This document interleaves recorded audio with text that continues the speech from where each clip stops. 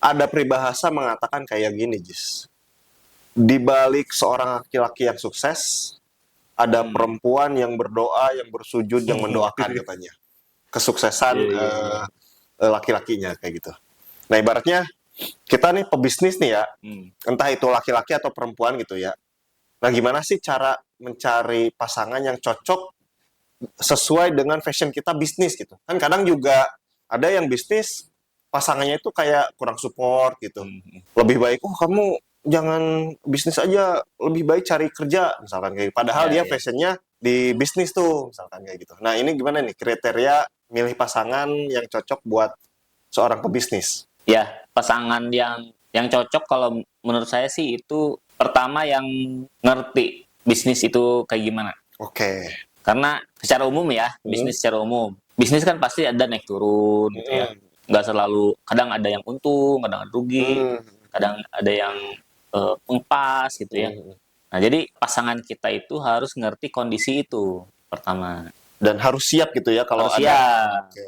Nah, kesiapan ini baik secara mental, Hmm. ya jadi ketika misalkan naik nggak hura-hura gitu ya. Hmm. Iya, iya, iya. Jadi ketika turun juga nggak terlalu apa namanya down. Hmm. Nah, sehingga pasangannya pun yang sedang bisnis itu jadi stabil gitu Iya, dalam iya, iya.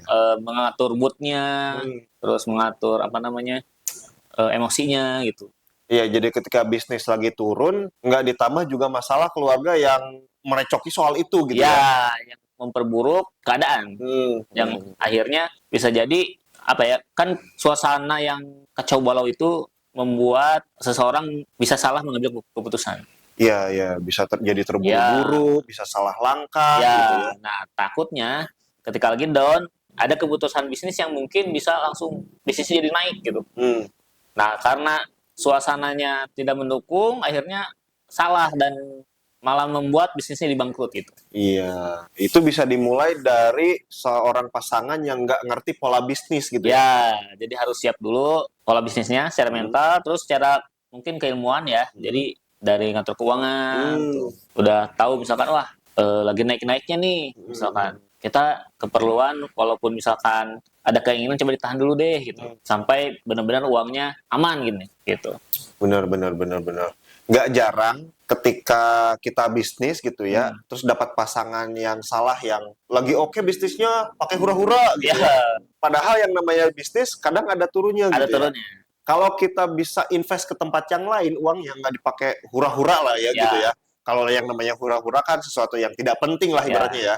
Bukan yang menunjang kepentingan kita ya, sehari-hari ya, kebutuhan kayak gitu ya. Nah ketika turun, sulit tuh sulit, situasinya ya. sulit. Makanya penting banget mengetahui gaya hidup calon pasangan kita Hmm, gimana. benar, benar, benar. Satu itu harus ngerti, yang kedua adalah si gaya hidup si pasangan ini. Hmm, Kita harus tahu juga nih sebagai pengusaha nih pasangan kita gaya hidupnya seperti apa nih? Apakah dia terbiasa dengan pakaian branded, misalkan. Nah, apakah misalkan dalam seumur hidupnya dia nggak pernah naik motor, misalkan kan ada orang-orang kaya yang mungkin nggak pernah naik motor. ya, Wah, ini kalau misalkan tiba-tiba nanti down, misalkan dia jadi naik motor, dia jadi misalkan ngontrak rumahnya gitu ya, kemungkinan dia ini enggak gitu akan menerima atau enggak gitu. iya, iya.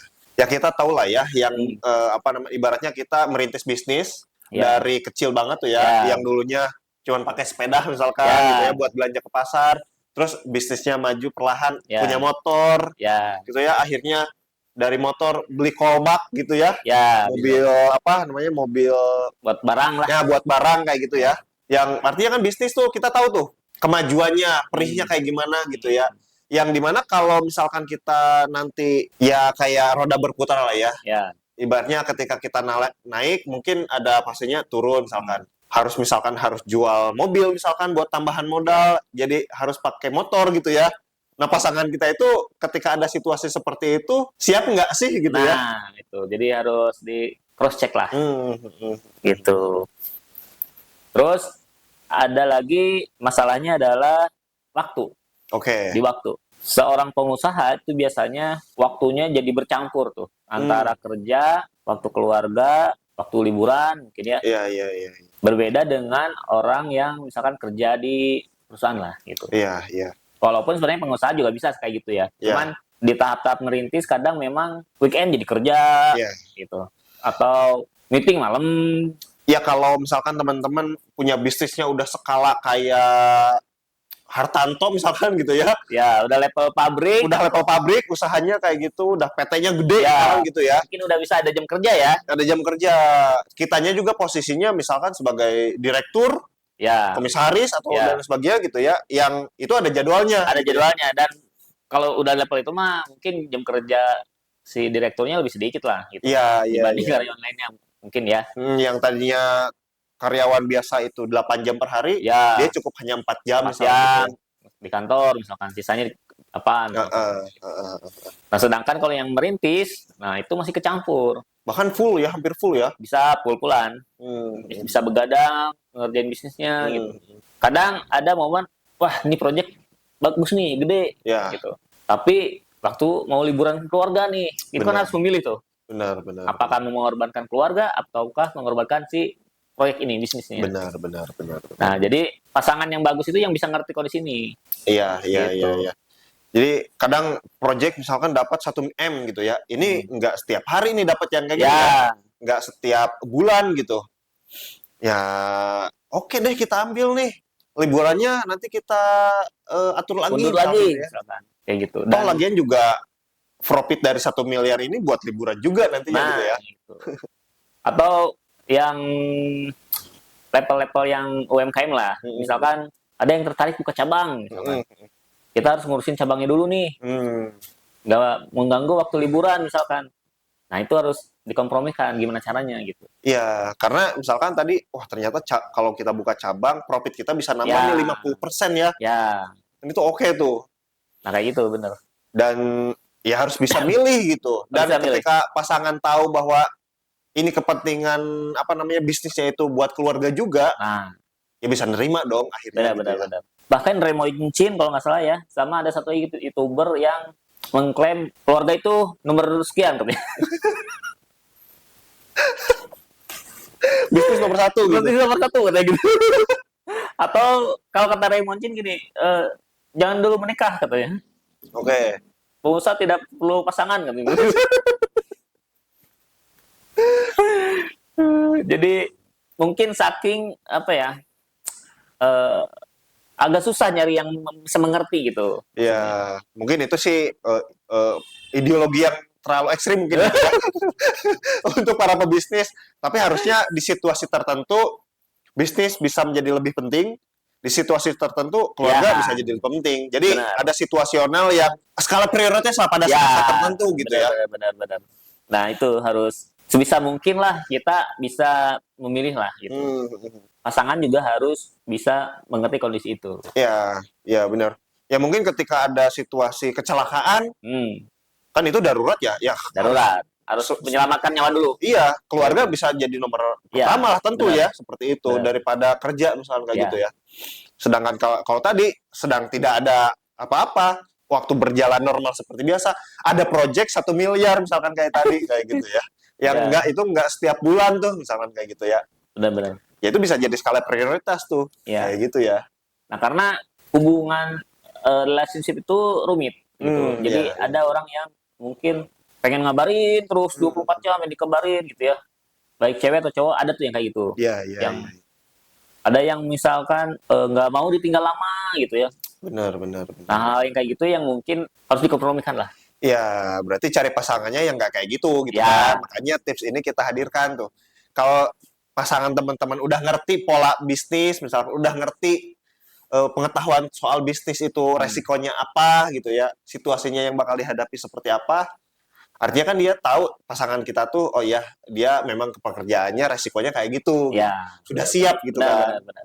Kayak gitu teman-teman. Nah, terus lanjut poin berikutnya masalah wawasan sih. Oke. Wawasan. Karena pasangan itu tempat kita ngobrol paling banyak. Iya, benar. Apalagi ketika sudah menikah ya. Hmm. Sehingga kita ngobrol itu nyambung gak nih gitu. Satu frekuensi gak nih dalam menjawab, dalam misalkan wah dia ngerti nih bisnis kita lagi misalkan mandek. Iya. Nah, dia punya ide tiba-tiba wah ternyata bagus nih gitu. Itu jadi diskusi yang mungkin bisa membantu bisnis gitu. Ya, itu mah kayaknya poin plus deh ya. Kalau Ya, kita poin dapat plus tuh. pasangan yang kayak gitu tuh ya. Ya. Soalnya tadi kalau udah ngerti aja mau nerima pasangannya itu udah bagus Udah ya. bagus, Udah bagus. Apalagi plus apalagi nah, kalau dia punya pengetahuan ya, membantu kita dalam berbisnis gitu ya. ya. Jadi misalkan kita ngobrol, wah nih mentok nih misalkan kliennya kok nggak transfer. Pasangan kita tuh punya pengalaman atau wawasannya, oh di gini aja cara follow up-nya misalkan. Sehingga, wah coba dicoba gitu. Jadi Iya. insight-insight baru juga buat si pengusahanya. Ya, misalkan pasangan kita itu dulunya seorang karyawan yang punya teman banyak pengusaha gitu. Bisa jadi. Yang sering cerita Bisa misalkan jadi. ya. Jadinya dia tuh agak-agak ngerti nih soal bisnis kayak gitu ya. Ya. Atau bukan background orang tuanya yang pengusaha. Iya. Kayak gitu. Hal-hal yang kayak gitu yang mungkin bisa membantu lah. Iya. Gitu. Tapi kalau itu mah bonus lah ya. Bonus. Dapat yang minimalnya aja tadi bisa ngerti gitu ya. Iya. Itu udah minimal banget tuh ya. Udah minimal banget. Udah minimal Itu udah banget. bagus itu. Itu udah bagus banget sih ya. Udah bagus.